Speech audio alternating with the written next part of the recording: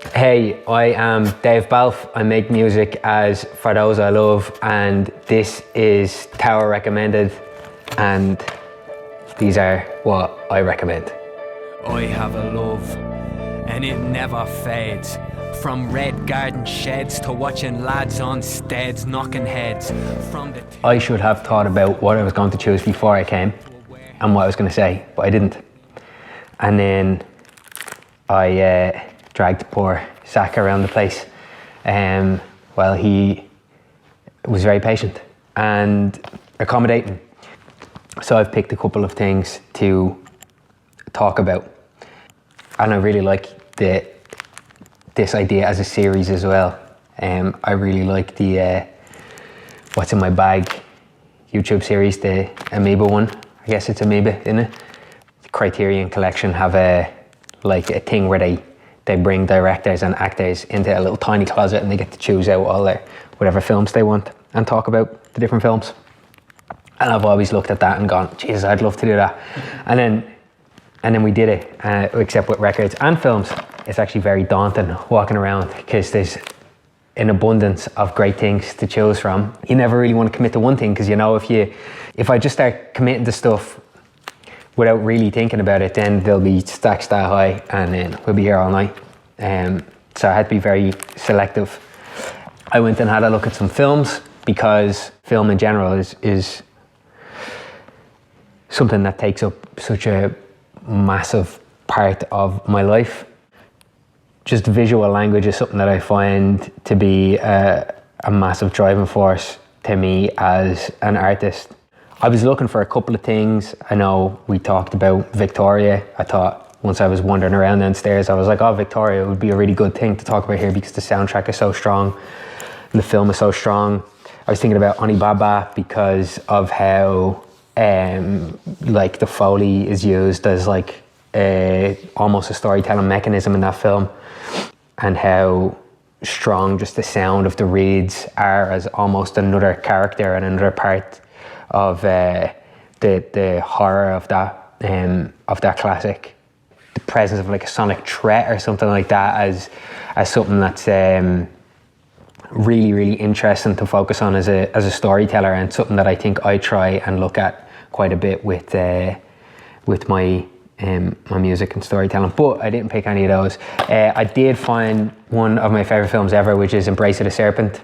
How to even talk about this film? I saw this film when it came out, which was maybe 2014, 2015. I saw it in the IFI in the small room, whatever screen 3, I think screen 3 is it, upstairs, the really tiny one. I saw it there. I'm not going to retell the story, but it was one of the most transformative experiences I've had in the cinema, and a cinematic experience that I think I will live with until my brain stops remembering, stops working. It's a film that understands the presence of its geography, and understands how place can be used as a character. Similarly to how I was speaking about the presence of the sound of the reeds in Onibaba, I think the presence of the water, the threat of the water, the use of the water as a constant driving force in the story is something that you can't overlook the power of, either as a viewer or as maybe as somebody who's engaging with it as a source of influence in storytelling. It has some of the strongest visual storytelling I've ever seen, and some of the most striking imagery I've ever been lucky enough to see in cinema or otherwise. It definitely calls back to maybe the likes of Fitzcarraldo, the Herzog film. It's actually I've probably undersold how much of a link there is there, and how much of an ode there is to that film. But it's magnificent. I've only watched it one time since, and I've always hoped to be able to see it in a cinema again. I do think it's a film that deserves to be seen in the cinema, just for scale, for scope, for the uninterrupted nature of it. But you could just get it on DVD and you could watch it in your gaff. Yeah, it's an astounding film, and I'm almost getting chills thinking about being able to watch it again soon. It hasn't crossed my mind that I should rewatch it until I'm holding it in my hand again, and I can, yeah. It feels as tactile as it should. I'm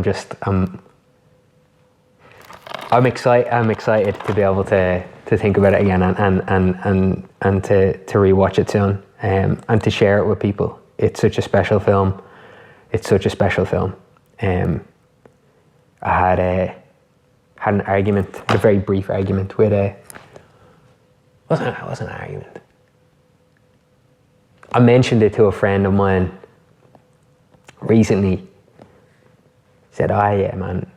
We might have been talking about Fitzcarraldo actually, and then I said, yeah, blah, blah, blah, I like Embrace of the Serpent. And he said, fuck you, I told you about that film. And I said, no, you didn't. And he said, I fucking did tell you about that film. And I said, you met me in 2016, and I saw that film in 2015. I'm pretty sure it's 2015. And I know I did, because I wrote my top 10 films of the year in 2015, and that was number 1. And then I sent him a screenshot of it, and he was stung. So, yeah, but I'm really glad I was so, maybe that's why it was in my head again. And when I was wandering around downstairs, I saw it, and went, yeah, that's as good as cinema gets. But yeah, I haven't seen it since probably 2016 or 2017, so I do hope it stands up as good as it did. What year is on this?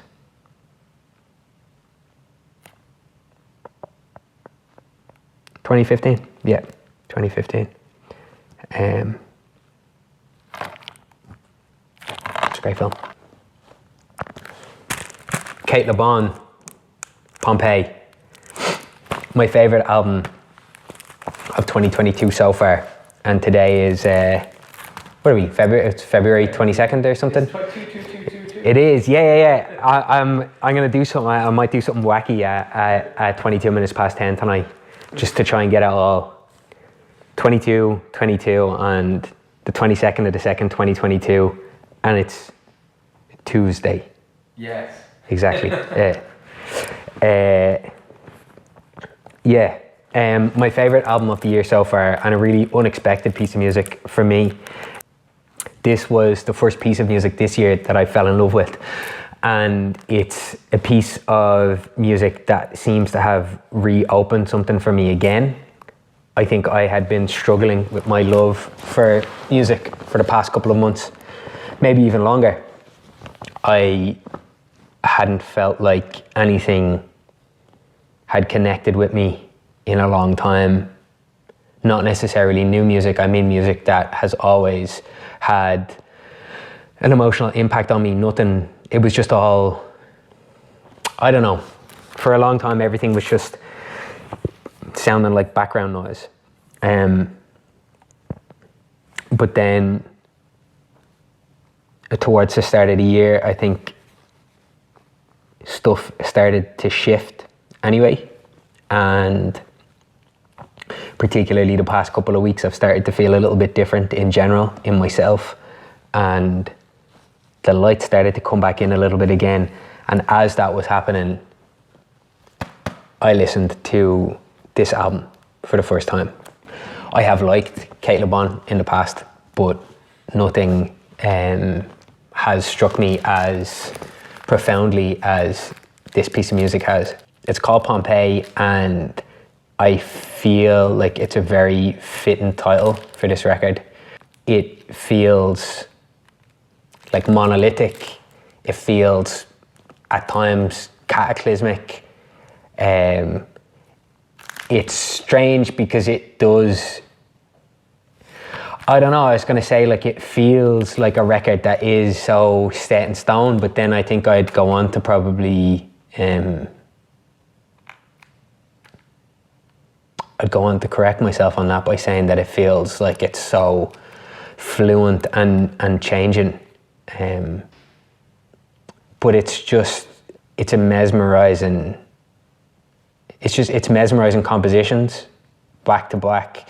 I would say it has like a splitting dark humor throughout it. Maybe other people would disagree with that, but I think it does. It reminds me maybe of like, it does a couple of similar things to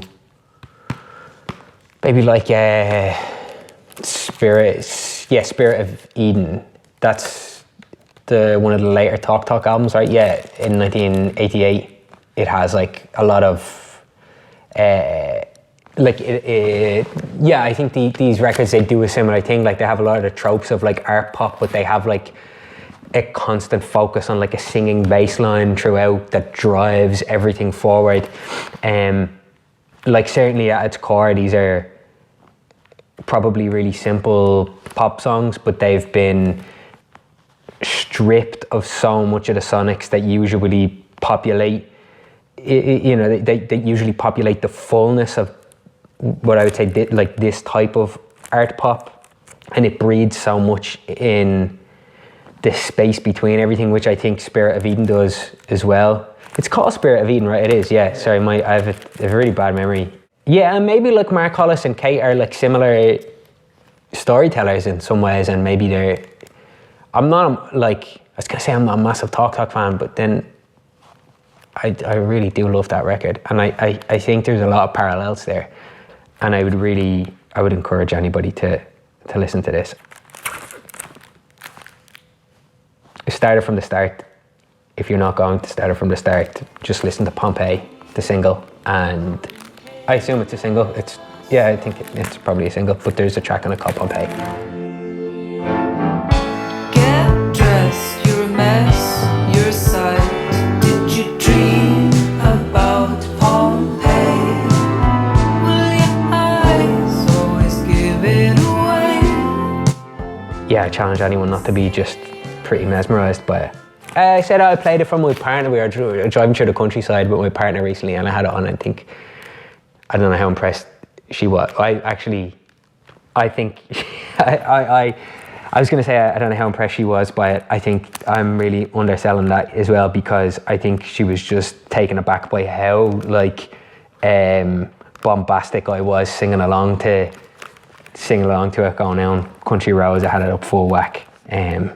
I was really, I was giving it the large one. It's a great record.